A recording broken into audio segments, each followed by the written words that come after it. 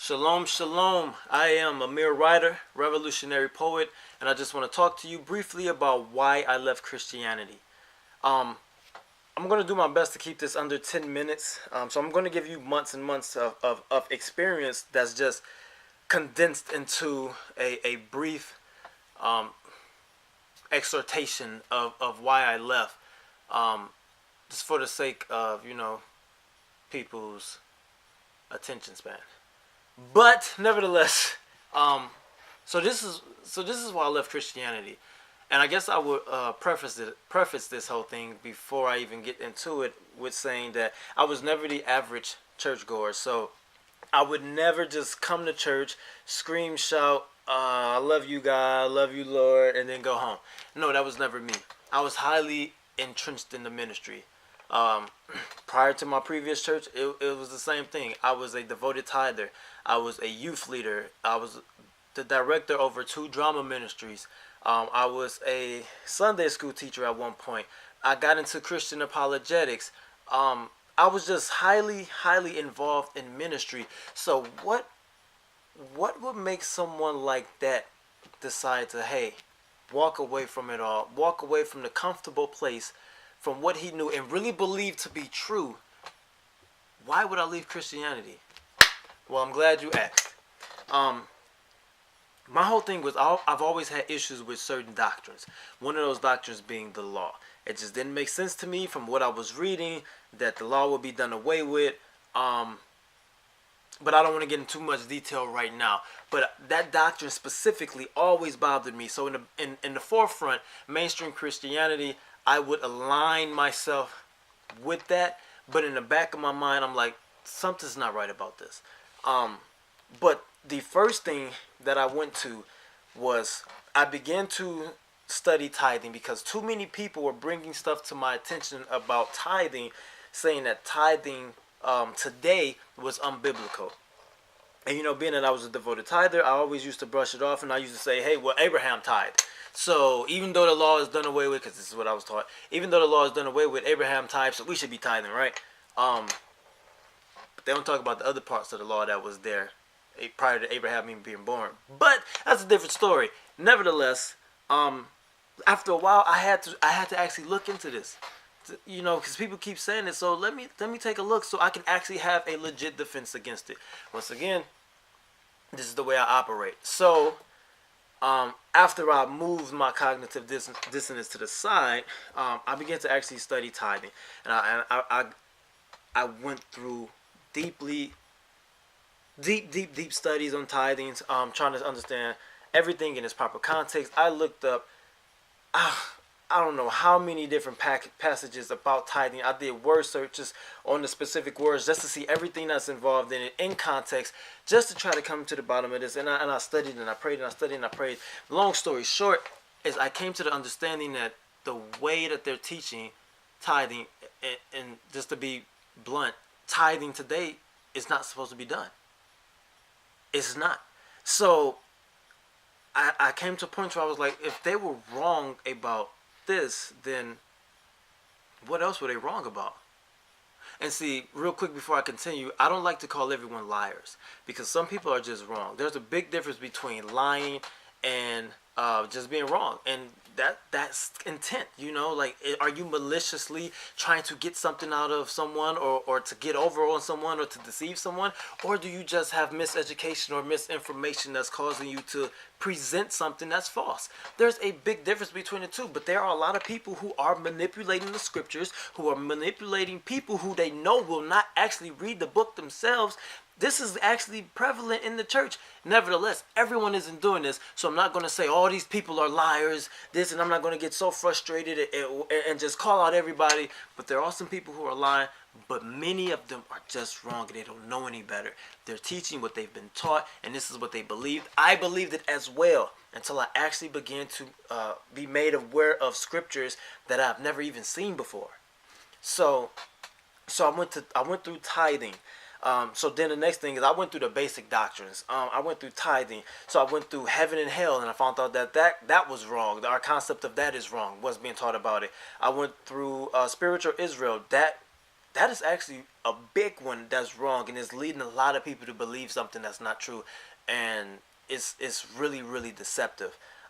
So then I went to the rapture. That's wrong. And then in the meantime, I've already knew who the color of the people of who wrote the Bible were. I knew that they were a melanated people. I knew that they were from Northeast Africa from my time in Christian apologetics, because I was studying this, because I'll constantly come into contact with people who would say, oh, that's the white man's book. That Bible was written to control slaves and all this stuff. And it's not true, because they was written by black people. Black people, if you, I can't stand that word, but it was written by black people. So how can it be written by someone to control slaves? So the whole philosophy behind that was wrong. So I already knew what color the people were. I just didn't know what happened to them after the Bible closed, after the canon closed. What happened to them? I didn't know this. So while I'm studying these other doctrines, I'm also looking into who these people are, who they were, and where are they now, because they still have to be alive, because the prophecy says they're coming back. So they still have to be somewhere. And I came across this book. This is an excellent book. I'm going to do a review on this book later. It has so many different sources that's quoted in here. This Bible, African Heritage Study Bible, is not by a Hebrew Israelite, not at all. Nevertheless, it confirms the same things that we have come across. And this is a from Kane Hope Fielder, PhD. It's not just your average guy on the street just talking. But those are two good things, and that's the King James Version for all of you who believe that the King James Version is infallible. But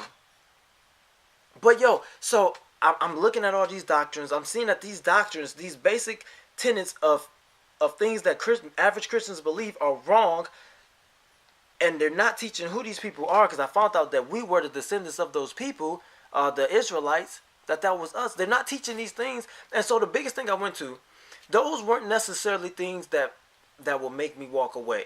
I already knew the Sabbath, that Sunday was not the Sabbath. So I didn't even look into that, because I knew that prior to me even looking into the tithing. Because even while I was going to Christian church on Saturdays, me and my family would get together. I would teach them the scriptures, and we would talk amongst ourselves, because we knew that was the Sabbath. So that was already in my mind before all of this other stuff and research came about. So I already knew that the Sabbath day was teaching that wrong, or just not keeping it at all. So then you got tithing, the rapture, replacement theology. I don't know what else. I forgot what else I said. But it was just so many freaking different doctrines that's wrong. And so the one, it came full circle, that the fact that I've always had issues about the law, them saying that the doctrine of the law being done away with, that never made sense, because I've seen too many times that it said we're supposed to keep the commandments outside of Paul's letters, and Paul's letters are something that people who are unlearned to actually stay away from, because they will lead you astray every time. But that's a different subject.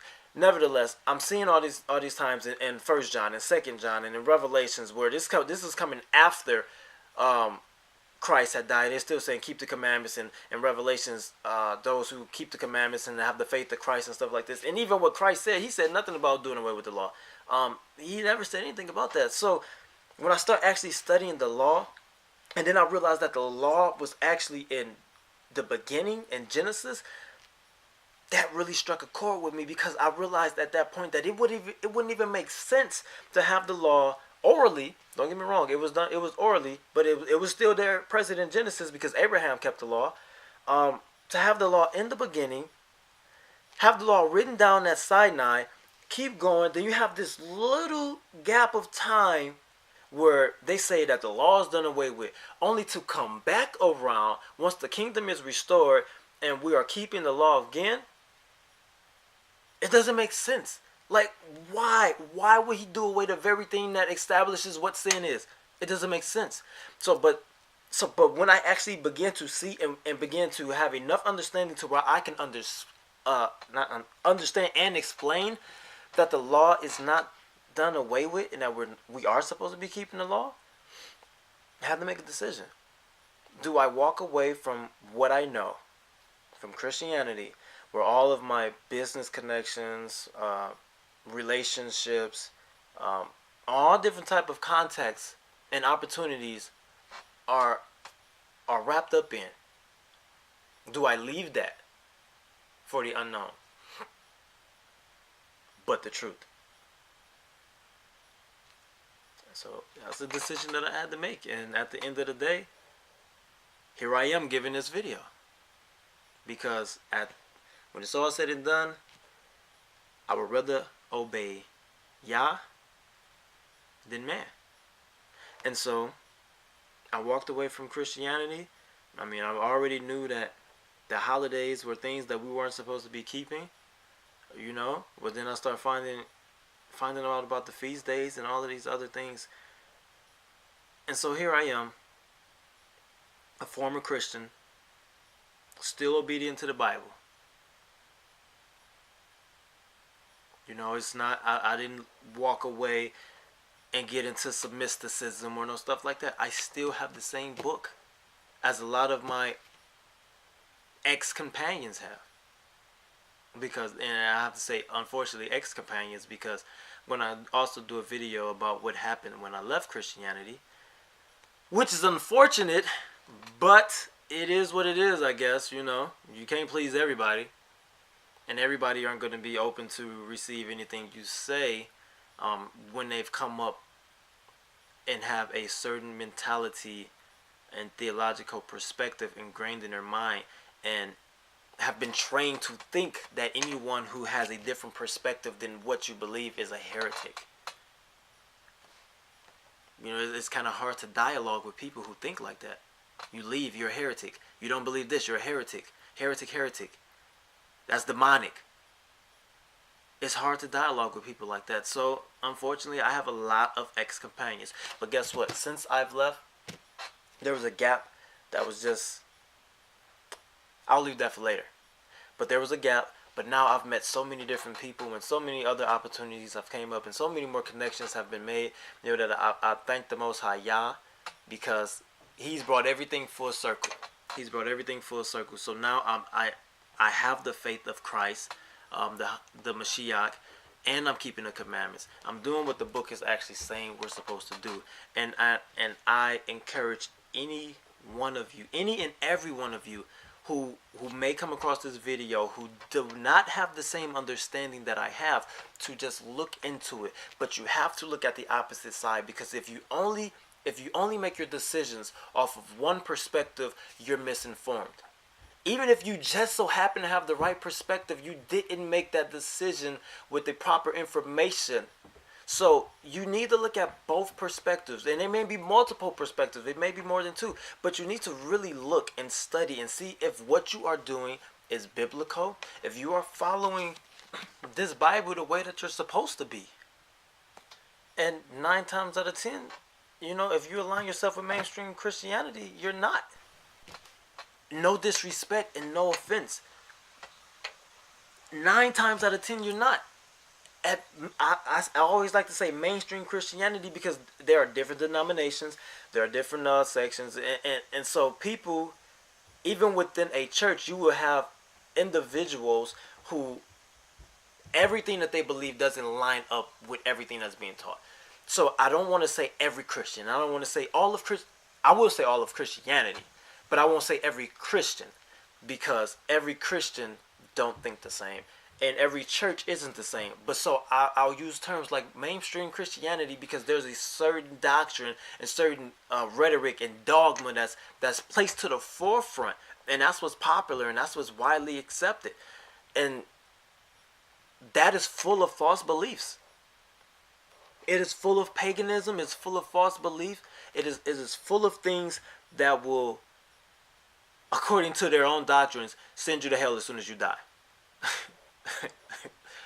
So if you believe if you believe that doctrine, then they're right there alone. If you think somebody has died and went straight to heaven, then you need to examine the doctrines that you believe. Just and you know, and I just said what I was saying jokingly, but that's the truth. If you believe that, then you need to start reevaluating your doctrines, because that's not biblical. So, you know, I don't want to condemn anyone. Anyone. I'm always down to dialogue, have peaceful conversations. I'm not trying to debate nobody. We can go through some scriptures. I don't have a problem with that. I do that with people all the time. We can walk through some scriptures. We can go over some stuff. I can let you know where I stand, what I believe, why I believe it. And that's one of the biggest things that we have to do. We have to figure out why we believe what we believe. Are we believing stuff because it's the truth, or are we believing stuff because we've been cultivated to believe it?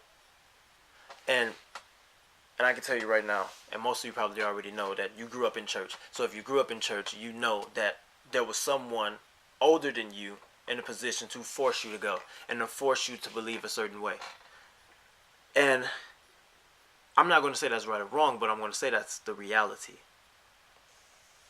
So, but I praise the Most High, y'all. I thank you for watching, and I pray that each and every one of you, if you've already come across this information, then I thank the Most High Yah that He opened your eyes. And if you are unfamiliar with what I'm saying, I pray that the eyes of your understanding are enlightened, and that you may. I'm not going to tell you what to believe. What I ask you to do is to study on your own, without the noise, without people telling you this is this, this is this, this is this. Study on your own and find out what the truth is. Hear the other side. No one's teaching the other side. This is what happened with the early church. There was a lot of different sects. A lot of different sects. And the only thing that we know now is what we have now. But there was a lot of early sects, even prior to the Council of Nicaea. And what happened? Might want to look into that as well. So, once again, all praises to the Most High Yah, and His Son Yahusha, the Hamashiach. I'm sorry, I just said the Mashiach. Mashiach. Yahusha Hamashiach. So, once again, Yah bless each and every one of you. And I just pray that those who have not come to receive this knowledge and understanding, I pray that you do your own research. I pray that you are diligent in studying and finding out for yourself exactly what the Bible says. And I just want to say to all my Hebrews out there, Shema Yisrael Yahuwah Eloheinu Yahuwah Echad. Peace and shalom.